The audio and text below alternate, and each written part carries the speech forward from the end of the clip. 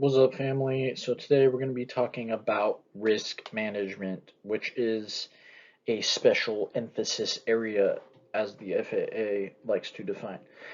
Basically, what a special emphasis area is it's a topic or general subject that during the check ride they want you to be constantly referring to, or like have that as a baseline for um, the whole check ride and conversations. So risk management is something they want you to learn even before stepping into the airplane, because it's just stuff you should be thinking about and how to go about thinking about things that can or could not happen in flight.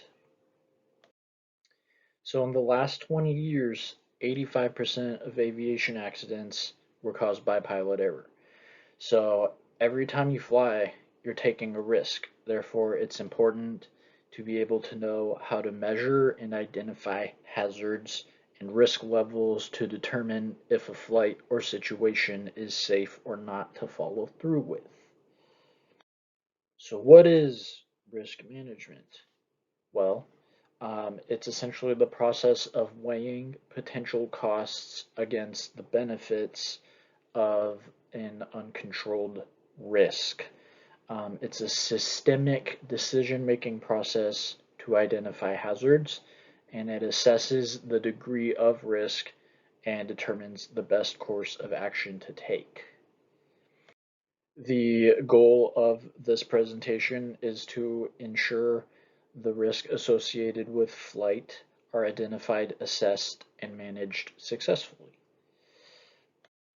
We're going to cover the principles of risk management, the risk management process, levels of risk, assessing risk, mitigating risk, some checklists that are going to be helpful in order to do all that, and then a summary of everything we talked about. Our references that we're going to be using, if you want to dive more deep into whatever we're talking about, is going to be the Aviation Instructor's Handbook, AIH, Chapter 1, or there's actually a whole book on risk management that you can check out yourself.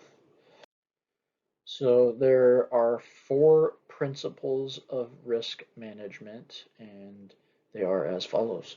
Accept no unnecessary risk, a risk that offers no benefit or opportunity. You want to make decisions at the appropriate level.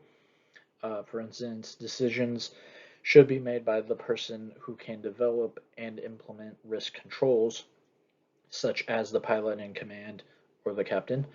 Um, Accept risk when benefits outweigh the cost, which would be flying an unfamiliar airplane in VFR outweighs flying it in IFR. Um, and then you want to integrate risk management into planning at all levels. Risk is easier to assess and manage planning a flight, but it should be implemented during the flight as well. So, what is the risk management process? How do we go about that? So, basically, what the risk management process is, it identifies hazards and takes reasonable measures to reduce risk to personnel, equipment, and the mission.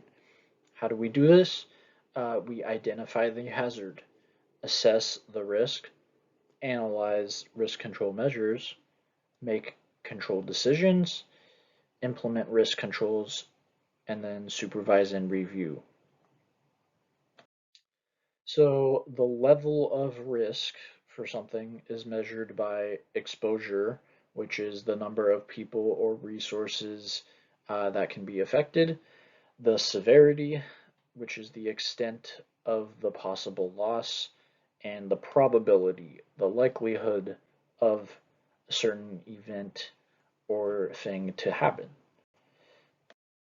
So to assess risk, there is a risk assessment matrix that's going to help us measure the severity and likelihood of an event. So for instance, probable and catastrophic is the highest thing on there, and that would be like you take off into a hurricane thunderstorm, you're probably gonna die. So that's a very high risk, whereas negligible and improbable would be like you get a flat tire after you park, so therefore it's the lowest level of risk because it essentially doesn't matter and it's not a big deal. So there's a few ways to mitigate risk, and the most common one is to set personal minimums. Also, to properly self-assess yourself.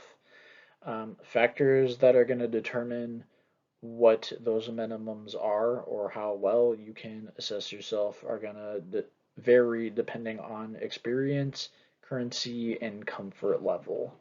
One person may only be comfortable taking off in 20 knot winds, where a more experienced person may have a more personal minimum of 30 knots, for instance.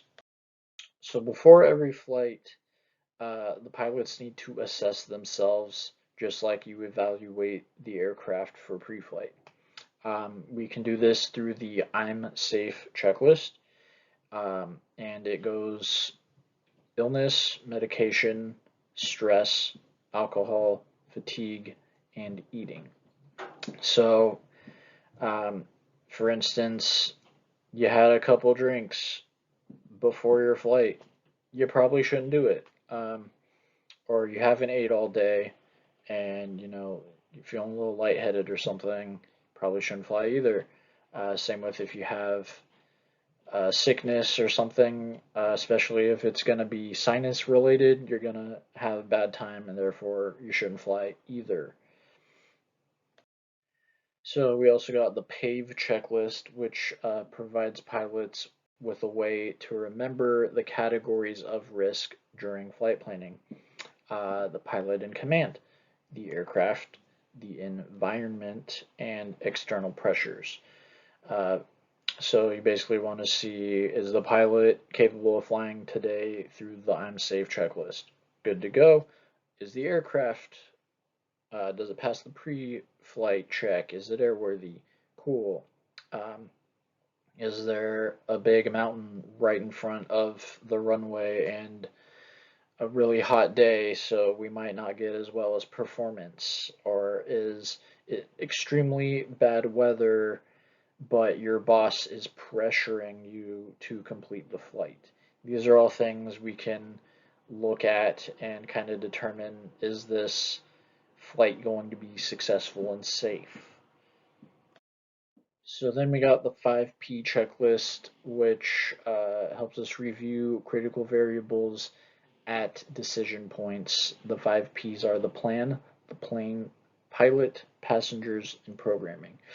And basically what the 5Ps are is things to consider when a situation presents itself. So for instance, we are doing a simple maneuver flight at our home airport in our vicinity of the airport.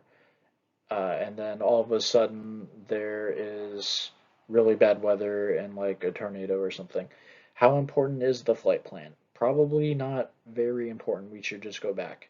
Um, Also, can the plane physically handle these conditions? Most likely not. But let's say it's something the plane physically could handle, like it's just all of a sudden it's really cloudy and you're in IFR weather, but you're not IFR rated. So the plane could handle it, but the pilot can't. That kind of thing. And so the 5Ps, again, it's things to consider when a situation presents itself. So in summary, the concepts of hazards and risks are the core elements of risk management. Risk can be identified and mitigated using the checklist provided. You can assess risk by the likelihood of an event and the consequences of it, and utilize these tools to maximize the safety of your next flight. Thank you for watching. Like and subscribe.